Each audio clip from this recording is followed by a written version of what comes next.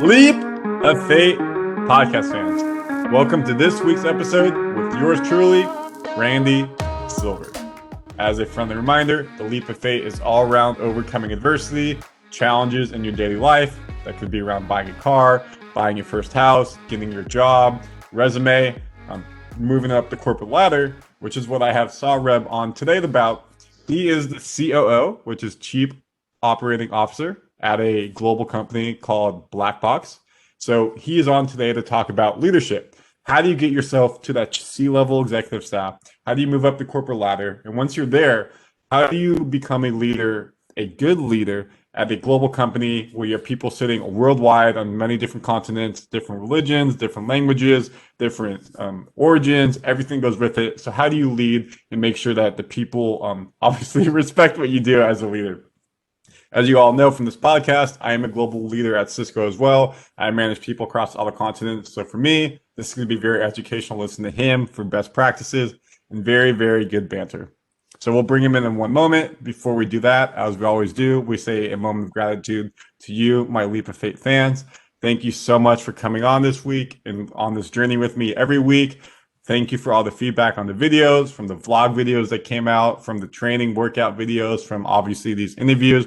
All your feedback keeps me going. So please go in. If you haven't, please like, subscribe, notify on the YouTube. If you're listening on Apple, Spotify, ever like that, again, really want you to go over to the YouTube channel moving forward. I have some really engaging videos, pictures that go along with this podcast you can watch. You can see Saurabh's mind, beautiful face, of course, as well. So we want you to go have some fun. But if you're not listening on that platform, don't worry about it. You're getting the same content.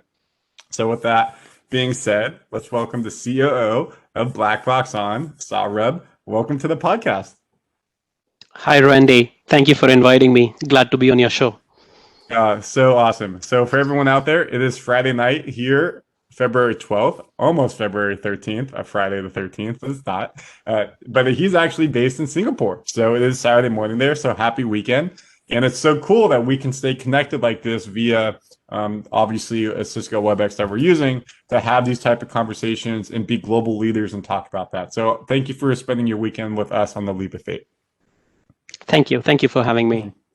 So I think a good place to start, just a quick rundown, let's get the audience invested in you. How did you get yourself to the CEO of Blackbox? And that's a very big question, but kind of brief overview. Let's get the audience invested in you. Sure, Randy. I mean, I think I would rather give a very crisp answer, to that. I think, when you sort of start your corporate journey, I think nobody plans to be the COO to begin with. Of course, I mean, that's an aspiration, that, you should sort of, reach, the highest ranks, because I think that's where the fun is. However, I think, there's a lot that sort of goes into it, more subconsciously, that sort of really prepares you, for the ultimate role. I think, I just have a more philosophical, take on the whole C-suite title. I just feel that it is actually not about, sort of the title. It is about what you have done, to sort of actually reach there, in sort of, last 15, 20 years. And I think, the biggest factor of anybody sort of getting a C title, I don't know, I mean, like which organization you sort of work from, I think it's the timing of the opportunity. I think it's not the dearth of talent. I think you are surrounded by very, very talented people. But at the end of the day, I think if you are there and if you're at the right time, doing the right things, in the right context, I think that just sort of, actually, sort of puts you up on that platform, where you can do sort of, bigger and better things. I mean, it's all about timing, right place. Obviously, you had to build yourself up the corporate ladder to get to that point. So when the CEO title opened up, was there any other reason why they want to hire you? Or had you already kind of been doing the job you wanted where it was a natural progression for you to get there? That's right. I think I would, sort of tend to believe that, any CEO, any COO, any CXO, any CTO, before they sort of, even get the title, I think they're already doing the job, right? And I think that sort of, gives, stakeholders, the confidence, then, that you can actually sort of lead from the front. And I think title is sort of more of a reward, than anything else. But however, I think if I look back, I think there are some principles that I've actually stuck by, and I think those things have sort of really helped me, to be who I am today.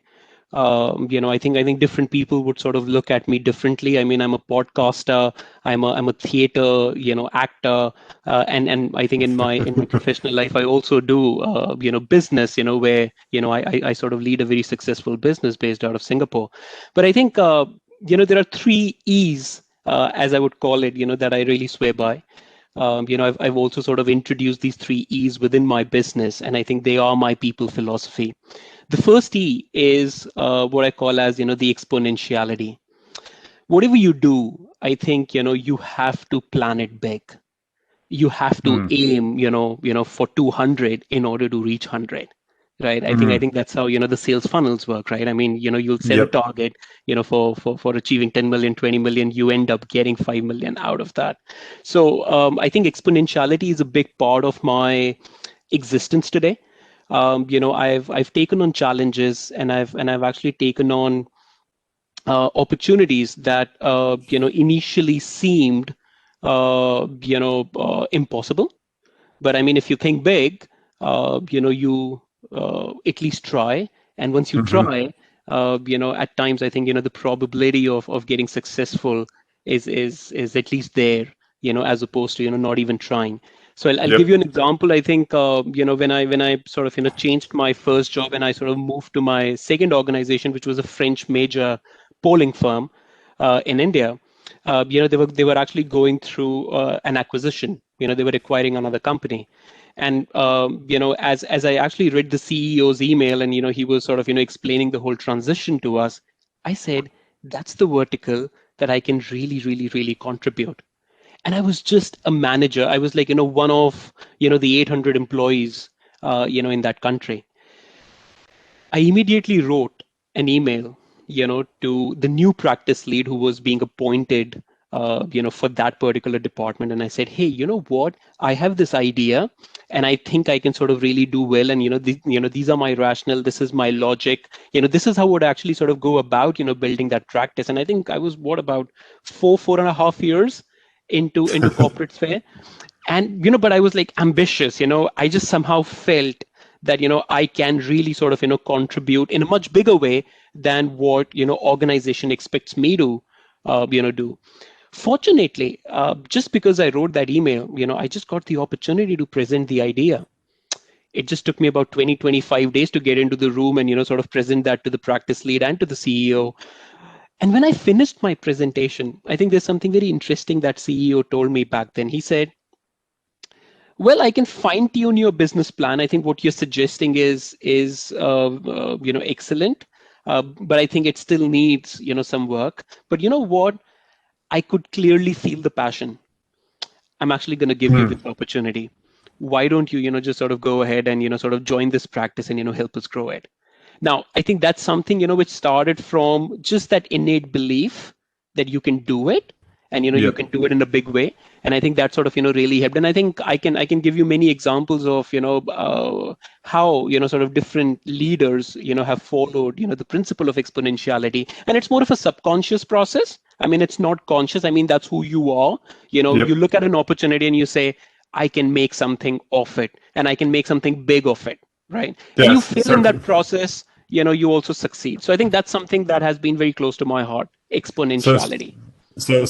we're going to talk about all three E's because that's Yeah. really, really important. But just to recap, the first E, exponentiality, excuse me, you did two things. One, you had a voice, and you used your voice. A lot of people are scared when you're the first line worker, second worker, or even maybe at that next level director to go to your superiors and say, I have an idea, I think that can work. But when you have confidence in yourself and you believe in what the idea is and what you can do and how the idea can affect people, people want people who are go-getters and then provide those ideas out. And you made that happen by just sending an email. And like that email could have gone into someone's inbox, had other emails, and never got anything back. But if you never sent that email, you never would have got anywhere. And the same type of thing for me is on Clubhouse, the app. I went on their Shark Tank and I pitched myself. And I actually got a new job from talking to entrepreneurs there who hired me to work for them because I went on there and I pitched. I was so scared. I was like, what am I going to do? I don't have an idea. But I pitched me, and if I never did it, never made it happen. And then the second part of that is I pitched this grand idea of how I can enable their businesses, just like you pitched the idea of you shoot for the stars, maybe you end up in the moon, but you're still above where you can be or where you could have been because you think grand and you end up maybe below grand, but ideally you're still above where you're at. So it's really interesting to hear. And I think I would also want to add to that, Randy, that when you think big, right, and in your mind you know that you are aiming for the stars as you call it, right?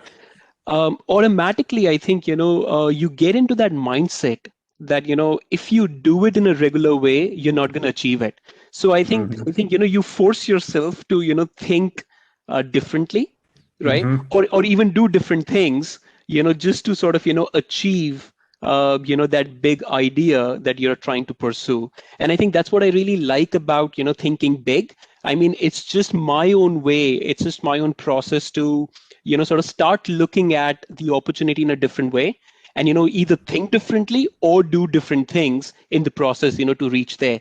And the moment you get into that mind space, I think you sort of tend to become more creative. You are sort of really connecting different dots in different ways, and I think that's what really then makes you unique. And if it becomes a habit, then you're on your way. I mean, then I think you're sort of thinking in a particular way, which sort of clearly differentiates you from rest of the pack. So I think that's something which is more fundamental for me. I think it's just not about thinking big. It is about that's just my process of just being more creative and sort of finding solutions that are uncanny, finding solutions that may not exist, or finding solutions that nobody else really thought of. Yeah. And like the great example that everyone's gonna know is Elon Musk. Like he thinks so far outside the box and what his ideas are. He's creating stuff that people have done. Steve Jobs, he created what the iPad never came around, the cell phone with the apps. Like he's just they think so big and grand, and people like you, people probably say like that's a stupid idea, like that's not gonna work, oh that will never happen. But when you have the vision and you know how you can impact that vision to make it happen, you can really make grand things become life size. True. But I think I would sort of tend to differentiate. I mean, you sort of really have to give it to guys like Steve Jobs and Elon Musk, because I think what they've achieved is fantastic. But I think where I operate is a very different context. You can be creative, but I mean, if you are very radical in your thought process, your believability in a corporate can be questioned. These are sort of good stories to hear, because I mean they are the owners, they were the founders of that idea, and I think they've sort of really created something that now they can talk about. World sort of really respects them. But I think when you don't have that kind of media backing you, right? You're working in a corporate with a set of 12 or 15 or 20 different nationalities. And every day you just come into office and you are just weird and you're just radical. I think you'll also sort of lose support in that process, because I think I don't build products. I'm actually in a service knowledge field. I'm actually into professional services. So for me, rallying the pack behind me also becomes very important. So while I think there is one cohort or like one segment that would totally respect thinking out of the box and being random and being creative, I would say that I have what I call as the controlled creativity. You really have to sell this idea to the group of people that you are really working with, so that they all can see the vision and they all can rally behind you. So while I can be radical at times, but I think I have to keep myself in check that I just don't become this wild sort of West kind of a guy who just comes into office every day and talks about something which is completely random that people can make no head and tail. So for me, I think believability around that exponentiality is also very crucial. So we can move to the second E, but I think you made a good point. Like the difference between entrepreneurship and corporate life is like when you're a corporate person, you can have ideas, but like if you can't get the crowd to be there with you, then that idea is hard, or you're going to lose people. And like, are they going to still want to be there? Entrepreneur, kind of like you make it all happen. So that's a really, really good point. I'm glad you pointed it out. Thank you. So then to finish off your point, the second and 30. So the first E was exponentiality. The second E that I think has helped me quite a bit is having this just philosophy of being exceptional. And by exceptional, I sort of really mean best in class. When you do it in a way that nobody else has done it before. Now, it could be just your presentation skills, it could be your storytelling skills, it could be your personality, it could be the idea, it could be the PowerPoint deck that you've created, it just could be a keynote presentation that you're giving. The way you have to do that is, best in class. People should just look at that and say, wow. Because I think that's where I think you become really, really memorable. So I think while the first exponentiality was all about believability, people have to rally behind an idea, they have to get excited, you have to inspire them. The second D of being exceptional is all about being memorable, right? And if you stick in people's mind, I think that's half of the battle won. Yep. So I think that's something I've always sort of tried to achieve in my own little way. Do you have an example you did that was a presentation? Maybe it was you versus 5 people, and you stood out from the pack from something you did. So I'll sort of give you an example. I think I was giving a keynote in 2018 around customer experience. Okay. Right. Now, one could have just gotten in and, I was sort of speaking to an audience of about 300 people, all sort of C-suite, one or the other, from 9 different countries. However, I just, sort of took a very different approach, to CX, and I sort of, started, actually my keynote by saying, I sort of showed them a picture. It was a stone, or in which there was some text engraved, and I asked everybody that do you know what this picture is all about, and they said no, and I sort of gave them the option. People sort of voted what this could be. I said that's the oldest customer complaint in the world. This was about 4,000 years back when I think 2 traders were sort of trying to trade something, and one wasn't happy, and he had written this on that piece of stone to express his disappointment. Now, if we haven't solved the problem of customer experience in 4,000 years, please don't expect me to solve it in the next 30 minutes for you. Now, what we can do today is, we can actually start a conversation, because I think that's where I think the change really happens. And I think change is always incremental and blah, blah, blah, blah, blah. That's how I sort of, stood. And I think the visual, just the concept. You have me hooked already. So just the visual of that, just how, it was packaged, just how it was positioned. And I think from what I've known is, I think, that particular slide now gets used quite widely, sort of within that organization, because, people just love to explain the concept of customer experience, that, it's not something which is, solvable in like 30 minutes or in 3 years or in 5 years. It's an infinite process. You just have to keep sort of, getting better. But how you deliver that message, how your communication lands, I think is also where you can really become memorable, right? And I think that's the best in class aspect of it. But then I think just as a philosophy, I think, we should sort of, look at our own work and say, is this the best that I can do? Or is this the best that anybody's producing, within my industry, within this region, within my country, within my company, no matter, how you would want to frame it. But that's the most important thing. Do it like nobody has done it before. Got it. Love it. And that leads you to point number 3. The third E for me is all about being experiential.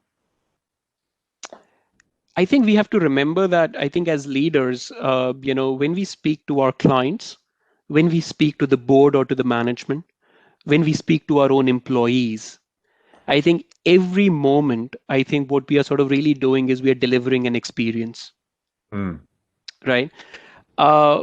What experience does is it brings about engagement. So I think for me, while exponentiality, was sort of all about, thinking big and sort of differentiating yourself, and, being exceptional was all about being memorable. right? I think the third aspect of any which I'm pretty sure, like, I think all the leaders, all the successful leaders would have it in them. I think they have this innate ability to engage with their Mm. staff. Now that engagement, I think, comes, and that experience, I think, comes from a lot of introspection. You really have to understand your strengths. You just can't be master at everything, because I think there'll be people around you, who will be better than you.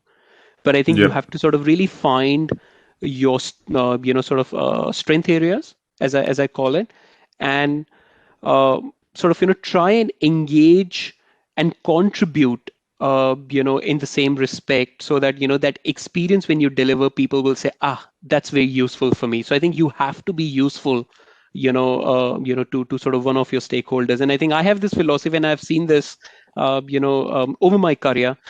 If there are these three stakeholders that you sort of really deal with, or who matter to you the most, it's your clients, it's your board or your management or your senior management, and it's your employees.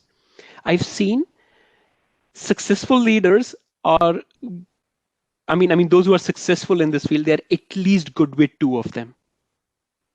Mm. The ones that only are very good with clients, but they sort of suck with their people, and sort of management doesn't like them, you will see that they have very short tenure within any business.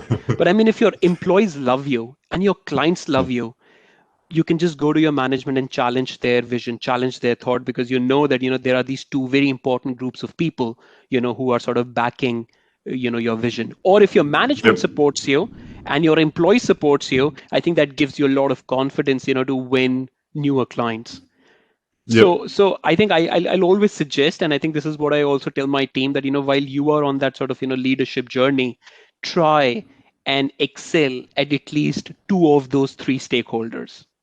Either be the darling for the management, or and just be an absolute darling in the office, that people just feel that you're approachable, they can reach out to you, they want to have a conversation. I think that helps. But I mean, if the external world also validates this, I mean, if your client starts loving you, then of course I think you're sitting on a big business, and I think you're very important, for actually the corporate that you are actually really working for or working with.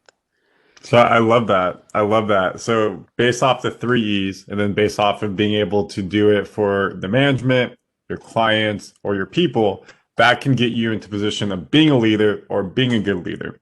So now to That's right. So now bridging the conversation to where you're at today as the COO of a global corporation, how do you make that happen across multiple continents and stay in touch with people when, say, you're working with people in America or Europe or South America? How do they feel in touch with you? How do they feel like they're striving to your goals and you're there for them? Because this is something that I can suggest, but I do a little bit, but we'd love to hear from you first. Right. I think sort of, again, actually, let me gravitate back to, the three E's. And I think the last E that I spoke about, experiential, or, being experiential, I think one very important component of that is communication, Yes. right? I think when you are dealing with people, from different cultures, I think there's this one rule that I have, and I think this is how I explain it to my staff as well. Communication is not about what you say. Communication is all about what the other person understands. And Mm. I think it's your responsibility. I think some people call it as empathy, but I think Yes. empathy sort of really becomes this very jargony word that half of the crowd doesn't even understand what it really means, and how you can practice empathy. But for me, I think I just sort of simplify that and say, when you communicate, it is your responsibility to ensure that the person who's listening to that thought, that sentence, that piece that's coming out of your mouth, they get it, and they get the context that you really want to deliver. And I think half of the corporate issues or challenges are centered around communication, Yes. right? That's the first bit of it. The second, I think, what is very, very important, for a leader who's managing different nationalities, who's managing offices in different geographies. Apart from empathy, or as I call it, the challenge of communication, what you want to say. It's not what you want to say; it's what other understands. Uh, I think it's also sort of very, very, very important Sorry, I just sort of, forgot the trail of thought in my mind. Oh, good. So, no, but I think you're making a really good point because I do the same thing. Is like communication and empathy. Like, if I have a meeting with my Europe team, my Asia team, and my America team, like if I made that meeting say at 8 a.m., then that means that my guy in Sydney has to wake up like 3 a.m. Like he's not gonna be happy and it's gonna be disgruntled. Like to make the meeting at like 2 p.m., then my Europe team's up at like 11 o'clock with the meeting. So how do I make it so I can make it for the whole team? And by me just trying, maybe one meeting has to be early, one meeting has to be late, but they understand that me as a leader, I'm doing my best for them. And versus, hey guys, it's got to be this way or the highway, like I don't care. Then people feel like they don't have a voice. But when you give people the option, you really try to make it so you can be there for them and they understand that you're looking out for the best interest, the best that you can, understanding that the business has needs and sometimes stuff has to happen, but they just want to feel like they have a part, especially in a big corporation where sometimes you feel like you can get lost and they just want to have a voice. You're absolutely right. So I think, I was actually making this point of, communication, and I think communication for me is all about give and take, right? So I think while you have to empathize and while you have to sort of, do that, it's also very important for a leader to have a very balanced EQ. Yes. I think the position in which we sit, at times, I also call myself as, the CTS of the company, the chief troubleshooter officer, because I think, 80 to 90% of the times, I think the news that comes into my office is unpleasant. There's a problem, people are not happy, there's an escalation from a client, so on and so forth. And I think if you just can't deal with your own emotion in that moment, I think that's a perfect recipe for disaster. And I've seen that, people, at senior levels, I think can very easily fall into that trap, where, just in that moment, they can write stuff, they can say things, that can sort of, impact their own credibility and relationships. And I think then, sort of people just don't want to engage with them because, they find them nasty, they find them unreasonable. And I think that's where I think for me, apart from empathy, I think it's also the EQ or, the emotional quotient that you carry. And I think I'm not sure how many leaders would agree, with me, but I think as senior figures within corporates, I think we have to suck it up at times. We just have to suck it up for the bigger cause. Even if, things are not going the way I thought, was the best way to perform that task, you still have to have that faith, that confidence in your colleagues to say, let's try it out. At best, we'll fail. And then, you actually sort of, in your mind, start planning for plan B, plan C, plan D, because, from your experience, that, this could potentially go wrong. But having in that moment, that emotional balance, not lashing out at people, not just, saying stuff which is nasty, sort of keeping the ship together, I think is the most important task. And I think no matter which culture then you're working, I mean, Asian culture tends to be very different from Western culture. I think, in like Asian culture, you sort of still have a lot of hierarchy. People will still wait for instructions. It'll, sort of cascade down. Whereas I think when you start working with your Western counterparts, I think things are sort of, much flatter, right? You can voice out your opinion. So I think you have to sort of, really embrace, different kinds of personalities that are there in your team. And then, sort of really play to each of those personalities just to bring the best out of it. And that's where I say that, whether you're a CEO, CXO, CDO, COO, no matter what your title is, you have to invest in people. You have to, learn about them. You have to, sort of look at them in a very non-judgmental way and say, how can I work with him or her? And how can I make them, perform to the best of their ability? Now that's easier said than done. I think that's where I think a lot of my time goes. I think when somebody's, sort of really coming into my room feeling irritated about a particular incident that happened, you just have to sort of look at them and say, what really caused this irritation? What's the root cause analysis of that? Is it the process? Is it the behavior? or is it just that they are overloaded with work, and I think that's what's sort of really causing this irritation. And I think you just have to keep doing those calculations in your mind so that you can then go back to them and say, hey, I think I can help you in this way. I think this is the root cause. Let's fix the process so that this thing doesn't happen again. Yep. And you know what I tell people as a people manager is that people ask me like, what is the biggest thing about you that makes you a good manager? And I said, I'm a great therapist. Real talk. Like Yeah, half the absolutely. meetings are is what you said is letting people just vent. People want to again have that voice. And I'll give an example for I'm not gonna say a person's name. We were supposed to have a one-on-one, and his Salesforce hygiene was really bad. I was gonna have to talk about hygiene, not Salesforce, and all that. 2 minutes in the meeting, I could tell that there was something eating at him. I was just like, "Hey, Jane, excuse me, or John. We'll say it's a guy. John, Hmm. what's up?"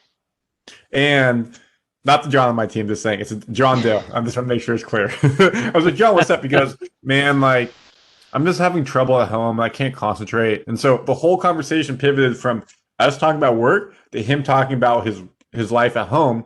And the whole meeting was just me listening to him vent. And after he goes, Randy, that was so needed. Like I feel so much better. I can't talk about this with my family. I can't talk about this with anyone. Like I just need to get stuff off my chest. Like I apologize. Like you can tell that there's a lot going on. I wasn't able to get what I need you to get me done.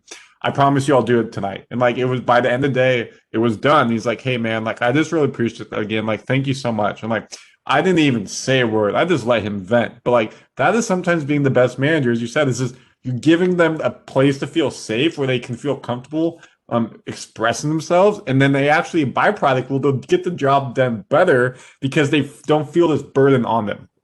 Absolutely. And I think one question that I get, from my team and, from others that I speak to about this topic is how to, sort of really have a good EQ, how to be emotionally balanced. Mm-hmm. I mean, this is a good things to say, but, how did you achieve it?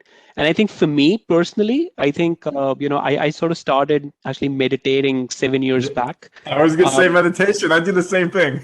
it just helped, but I've seen that it just may not be your solution. And hence I think have a mentor in your life, go to a therapist, talk to people, sort of be Yes. part of clubs where you can share, you can exchange, be open minded. Or I mean, if sort of meditation really helps, then just sort of calm yourself down, focus on your breathing, so that I think in like 10 situations, I think you are sort of your best self, and you are giving your best shot, to solve that without burning bridges, without killing relationships. So I think Yep. anybody who's out there, I think on your show, who's sort of watching us, I think it's very important that that is something that you'll have to work on yourself and choose a method, experiment with it. But I'm pretty sure that once you consciously start focusing on it, I think you would see a lot of changes within your behavior. And once you change, I think you start reflecting that change outside of yourself as well. Yep. And if you want an update or an intro into meditation, watch our episode 13. It's actually only on Apple, Spotify. We had a full meditation episode with Sean, so go check it out. But actually, Saurabh, I meditated before this. I was sunset. I meditated, relaxed. I'm glad you said it. What I tell my team is meditation, but a lot of them, they don't believe in meditation. They say it doesn't work for them. So what I tell them is, it's fine. You don't need to have it, but as you said, have your way. If you feel like your blood is boiling and you're about to make a call you shouldn't or make an email, step away from your computer. Give yourself 10 minutes to just calm down and then reread that email. 9 out of 10 times, you're going to want to delete that email and wish it never got sent. So whenever you feel blood boiling, just leave. And the second note is if you need to leave, just tell your manager, hey man, something's happening. Hey Randy, this is going on. I need to step away before something HR happens. I need to get away. Calm yourself. And the good people manager will understand that and step in to help you. Will ask, hey, how can I help you? And whatnot. So again, it goes back to communication. It's just letting the people around you know what's happening so they can be there or cover so you can get yourself back to equilibrium. Absolutely. And I think just to now round up our discussion, I think, you asked a very interesting question at the beginning that, how do you, sort of reached, at the top, and, sort of what was the process? Let me also, sort of actually tell this to, your audience. A C title is not something that you earn. It just happens to you, right? But I think everything that we've discussed, being different, being memorable, being relevant, communicating effectively, sort of, really maintaining your calm and composure. I think those are the traits that I would say are most important. And I think one should really focus on building them. And when I think the timing is right, the opportunity is there, I think, people will, sort of actually climb, the corporate ladder. But I think one should not sort of, really, get frustrated that, hey, I've worked so hard in this particular business or in this corporate, and I'm just not getting what I really deserve. Because I think CEOs, they're just a title. I think that's what a company bestows upon you, because I think you've been there and you've been meaningful and you've been useful for them. In fact, I think in my podcast at Recast, I sort of spoke to a entrepreneur. And I think he sort of made a very interesting observation. He said that companies can only offer you a job, but I think career is a joint responsibility.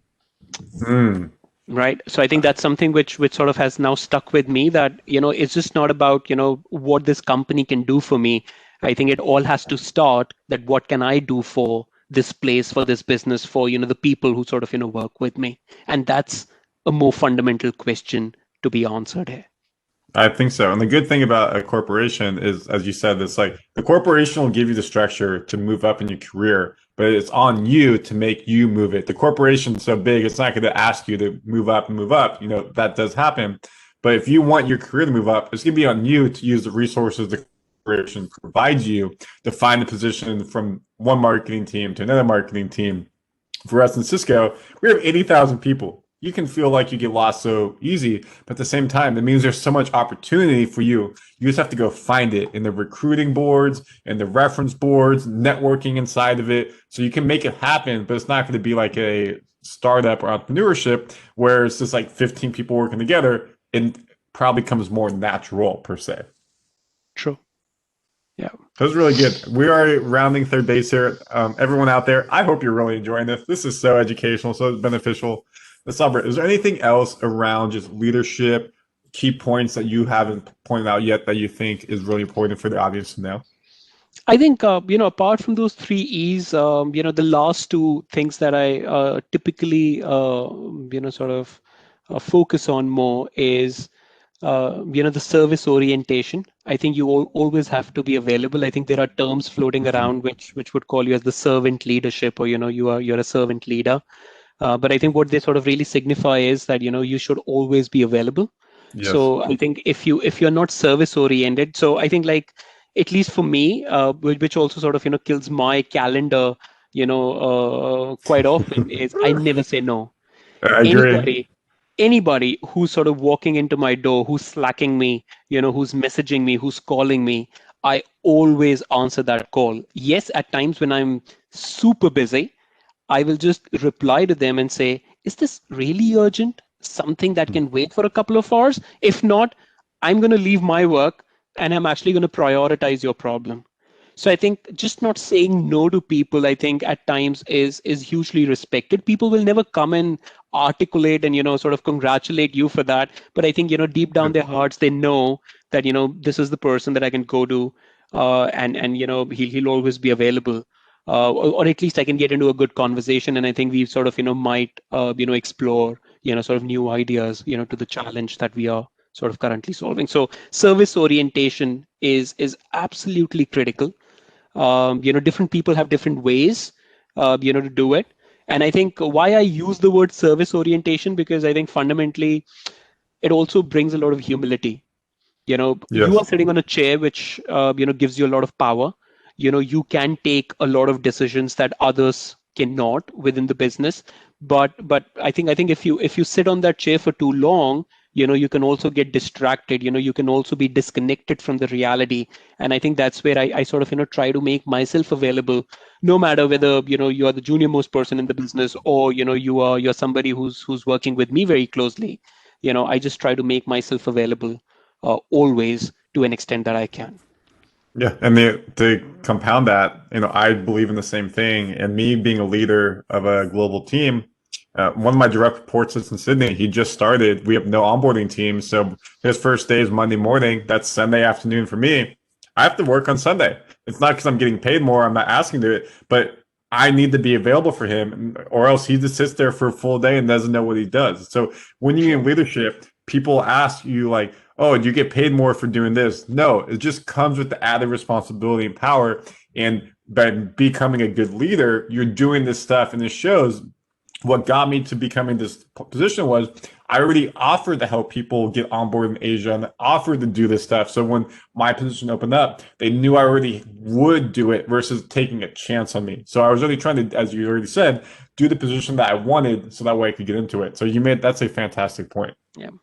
And I think the last bit that I would want to add to that is the big challenge of having a C title, under your belt or on your business card is, and I think if you're sort of, doing really good within the business, um, a lot of people just might carry this perception that, you are invincible, you can do it all, right? And I think they just may have, very high expectations, from you. And I think there's no harm in keeping those high expectations, but again, I think going back to the point of believability, I would say that, at times as leaders, it is also our job, or our task, to tell our staff that it's okay to be vulnerable. It's okay Mm, to fail, right?